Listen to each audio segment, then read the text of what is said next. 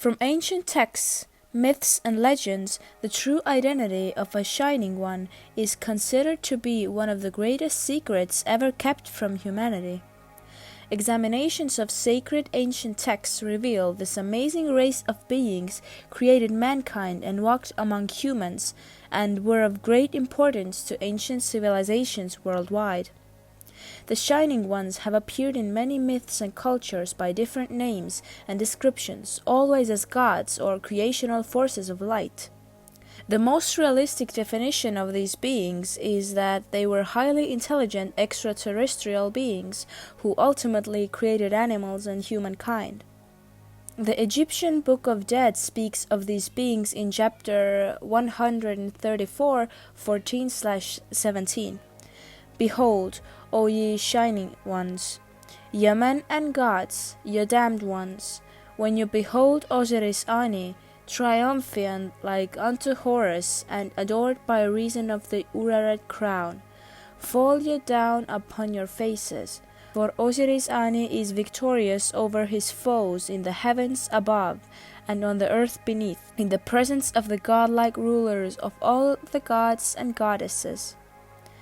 This is the tale of the Watchers, where an esoteric group of beings mentioned and revered by many cultures, calling them Elohim or Shining Ones, were considered to be most powerful beings ever to exist, the ones who forged the human body and soul, and to have walked with mankind in ages long forgotten.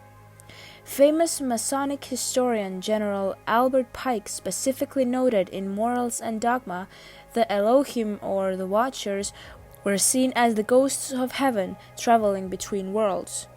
Their leader, Yahweh Elohim, can be translated as leader of the Shining Ones. According to some researchers, even the Native American shamans tell of the Baki gods, which the term translates to Shining Ones, who descended on Earth millions of years ago, establishing a base where they engineered mankind. Early records of the Shining Ones can be found in 5 basic sources. The first, Sumerian tablets from the library in Nippur, where they are called by the name Anunnaki. Second, in the Bible, Book of Genesis, Numbers, Deuteronomy, where the name of Nephilim was given to them. Third, writings in Greece that can be accounted to Babylonian priest Berosus. Fourth, the Book of Enoch, where they are mentioned by the name of angels, watchers, or Nephilim.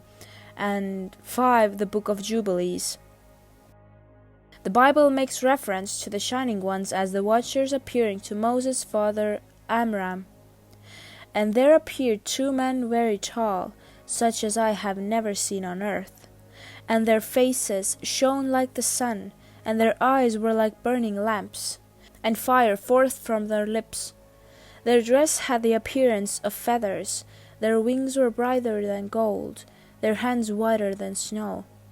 They stood at the head of my bed and called by my name. Furthermore, ancient Hebrew scripture tells of the birth of Noah being a progeny of the Shining One, stating, And after some days my son, Methuselah, took a wife from his son Lamech, and she became pregnant by him and bore him a son. And his body was white as snow and red as a rose. The hair of his head was white as wool, and his diadema beautiful. And as for his eyes, when he opened them, the whole house glowed like the sun. And his father Lamech was afraid of him, and fled and went to Methuselah his father. And he said to him, I have begotten a strange son. He is not like an ordinary human being, but he looks like the children of the angels of heaven to me. His form is different, and he is not like us. It does not seem to me that he is of me, but of the angels. According to Sumerian creation stories, angels were known under the name of Anunnaki, founders of their culture. He was the chief god of sun and sky, and his name literally means the Shining One. According to this, the Anunnaki were sons of the Shining Ones, or sons of light.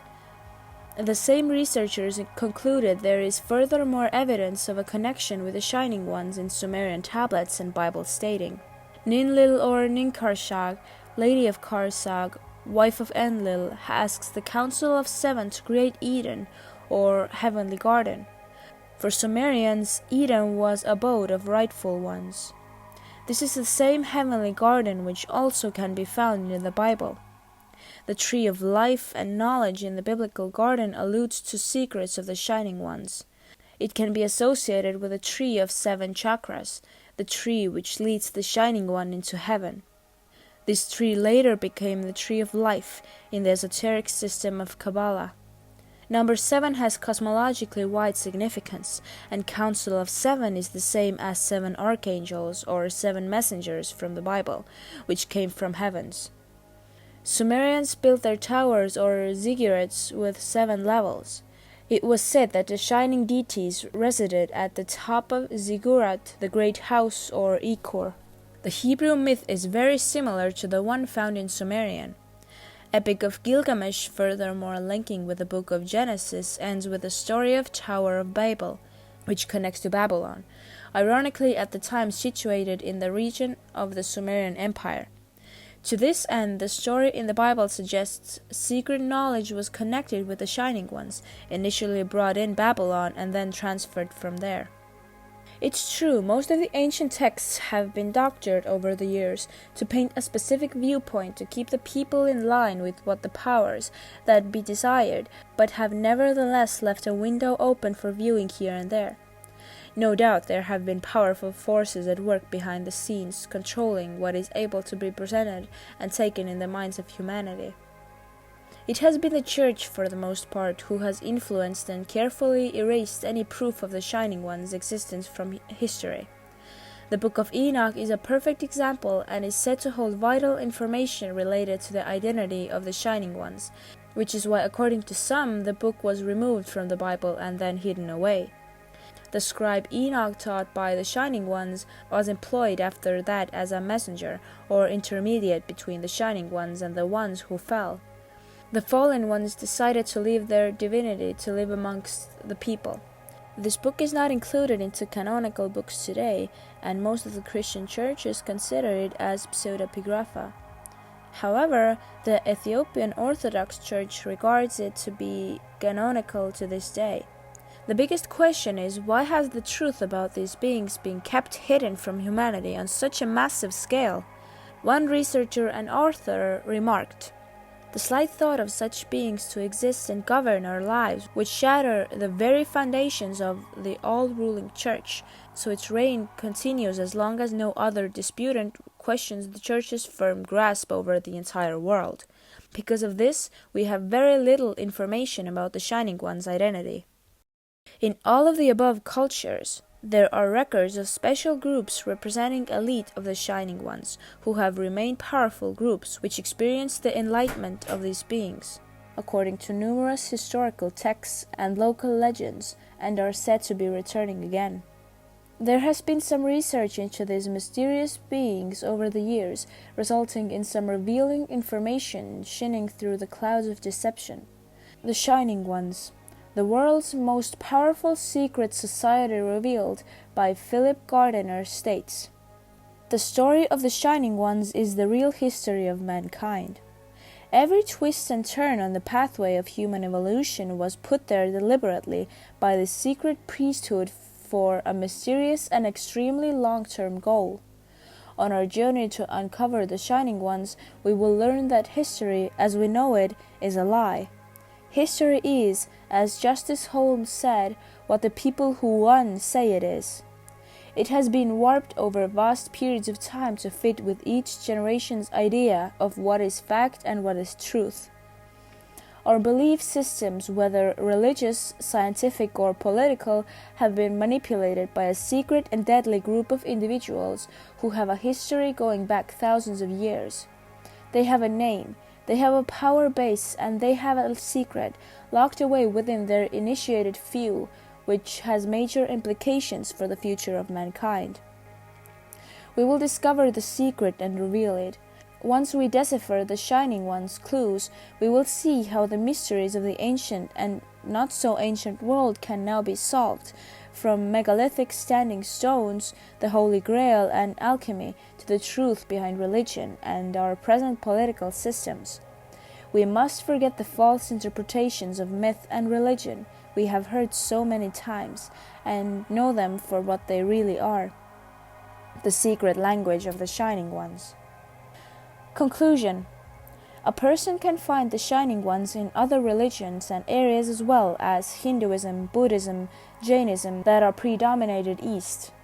Records indicate for thousands of years these Shining Ones worshipped the inner light inside themselves like it was sun itself, and this idea of enlightenment they carried with themselves wherever they went. Since recorded history and even before these beings have appeared all over the world, leaving very little room to doubt what they are. In 2003, there was a total of 5 reported UFO orb Shining One sightings. Then in the year of 2013, there were over 865 reportedly seen in the United States alone in just 1 year. By 2014, there were 410 reported cases, less than half cited than the year before. Make no question about it, they are here. They have arrived and they are waiting.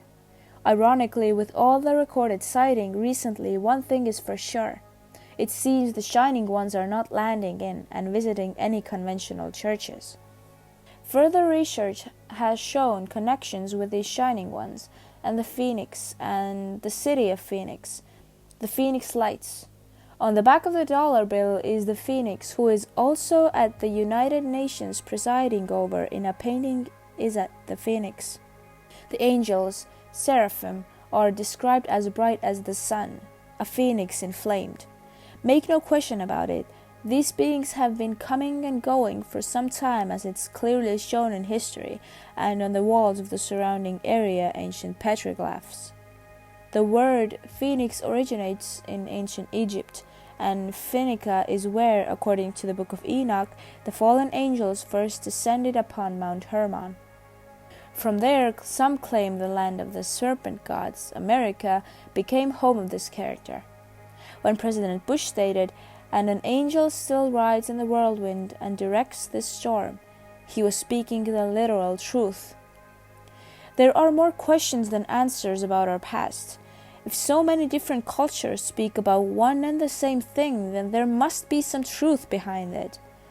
What do you think? Leave your thoughts down in the comments section. Thank you for watching, and I'll see you next time. Don't forget to like and subscribe.